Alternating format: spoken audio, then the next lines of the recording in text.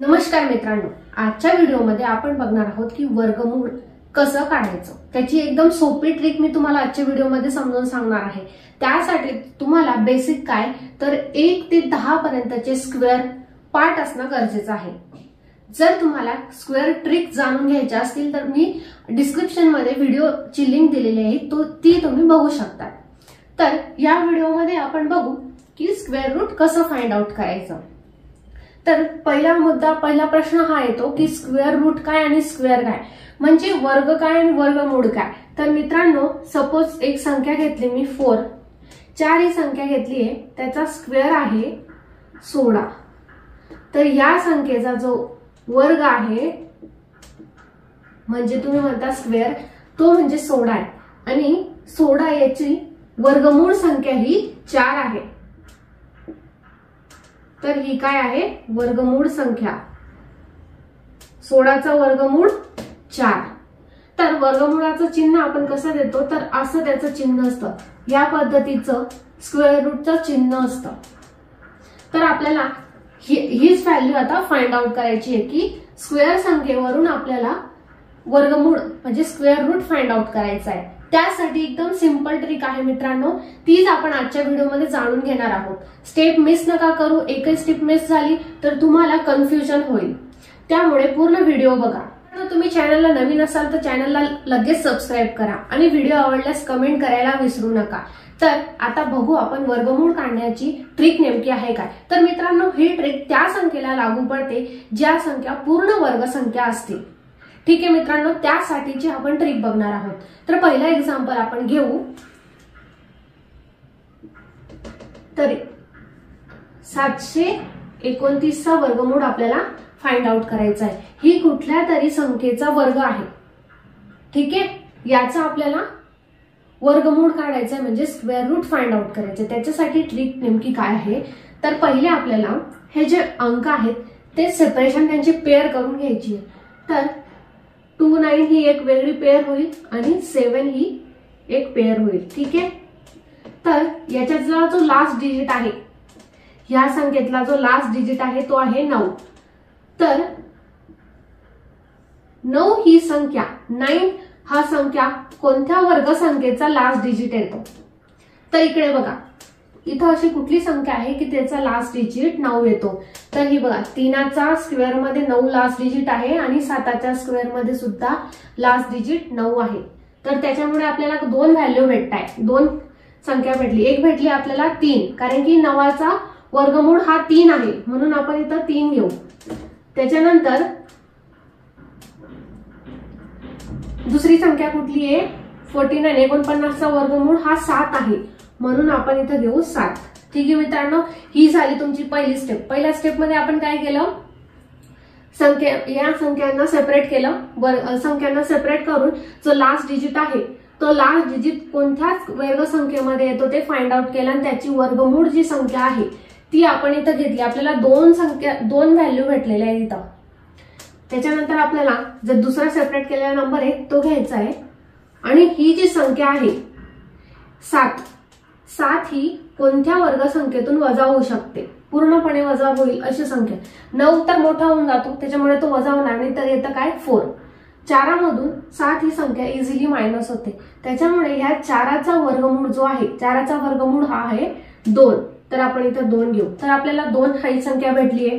तर हे यांच्या पुढे आपण लिहून घेणार, याच्या पुढे लिहिली तर आपल्याला काय संख्या भेटते 23 आणि 27 हे 2 नंबर्स आपल्याला मिळाले। कशावरून तर ही जी संख्या आहे आपण या वर्ग संख्येमधून वजा केली, तर आपल्याला ही 7 ही वर्ग संख्या 4मधून मायनस होऊ शकते। 9 हा संख्या तर मोठा जातो म्हणून आपण 4 चूज केला आणि त्याची वर्ग संख्या काय आहे, वर्गमूळ काय आहे 2। त्याच्यामुळे 2 घेतला, ते आपण पुढे लिहिलं। आपल्याला 2 संख्या भेटल्या की आहे 27 आणि एक आहे 23।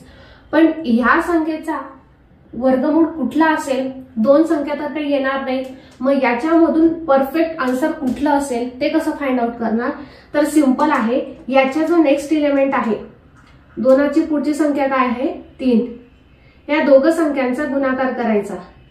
3 दुने 6, 6 ही संख्या भेटली आपल्याला। तर 6 ही जी संख्या भेटली आपल्याला ती या 7 सोबत कंपेअर करायची। तर 7 ही संख्या 6 पेक्षा मोठी आहे. जी वर्गसंख्या दिलेली आपल्याला तिच्यातली संख्या आपल्याला घ्यायची आहे आणि ती जी 7 संख्या आहे ती ह्यापेक्षा मोठी आहे. 6 पेक्षा ती संख्या मोठी असल्यामुळे आपण कोणता नंबर चूज करणार, तर आपण मोठी संख्या चूज करू. तर 27चा वर्ग हा 729 असेल, किंवा आपण असं म्हणू शकतो 729चे वर्गमूळ संख्या ही 27 आहे.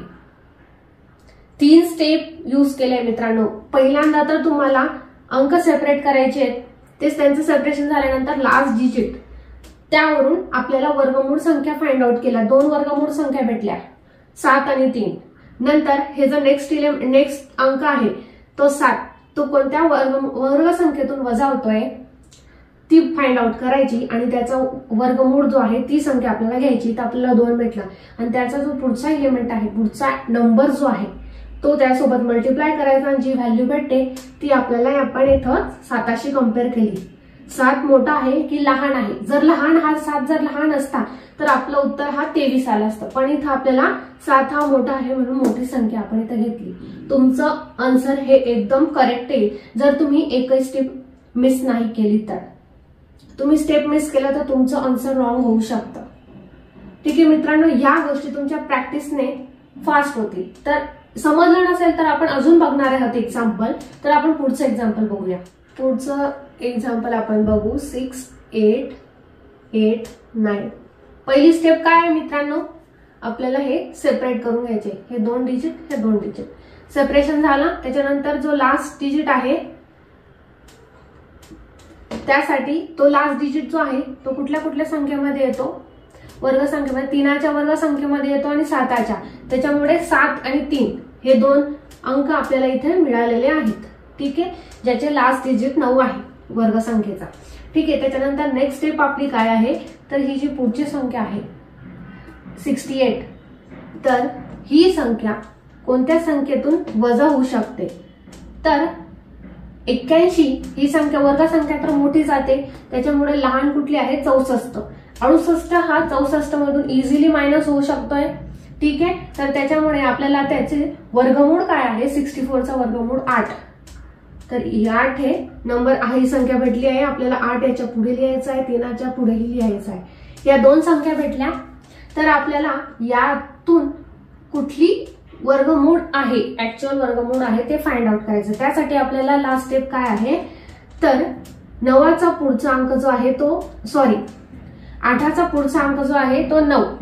8, 9, 72 किंवा 9, 8, 72. तर 72 ही संख्या आपल्याला भेटली. तर ही 72 संख्या 68 पेक्षा लहान आहे की मोठी आहे, तर 68 ही संख्या लहान आहे. त्याच्यामुळे आपल्याला नंबर भेटला 83. तर 83 ची तर 6889चा वर्गमूळ काय आहे तो 83. मित्रांनो, अशीच ही ट्रिक आहे. अशा पद्धतीने अजून आपण 5 डिजिट असलेला नंबरचं वर्गमूळ फाइंड आउट करून बघू. ही झाली 4 अंकी संख्या. 3 अंकीच्या संख्येचा सुद्धा आपण बघितलेला आहे.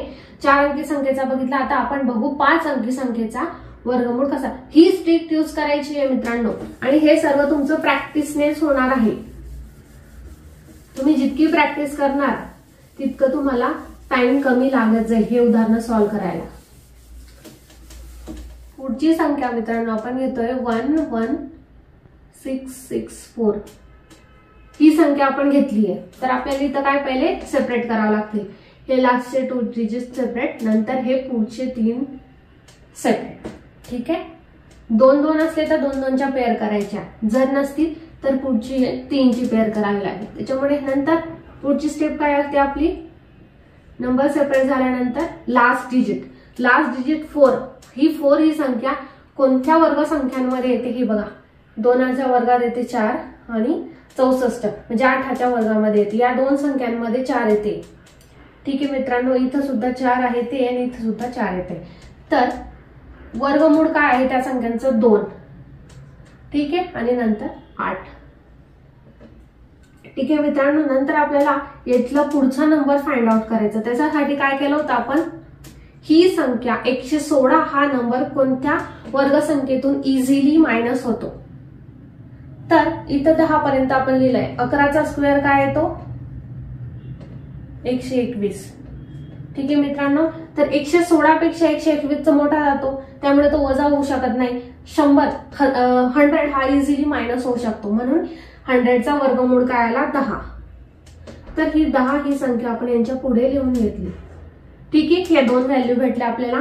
त्याच्यानंतर आपल्याला नेमका कुठली संख्या आपलं उत्तर येईल ते फाइंड आउट करण्यासाठी आपल्याला 10चा नेक्स्ट नंबर 11. तर यांची मल्टिप्लिकेशन गेली, आपल्याला मिळाला 110. तर 110 आणि 116 या दोघ संख्यांमध्ये कुठली संख्या 116 ही संख्या मोठी आहे, म्हणून आपण मोठा नंबर घेऊ. तर आपलं उत्तर आहे 108. या संख्येचा वर्गमूळ तुम्हाला मिळाला आहे 108. सिंपल ट्रिक आहे मित्रांनो, फक्त स्टेप लक्षात ठेवा. तर मित्रांनो, अशा पद्धतीने आपण वर्गमूळ पूर्ण वर्गसंख्या असलेला वर्गमूळ कसं फाइंड आउट करता हे आपण बघितलं.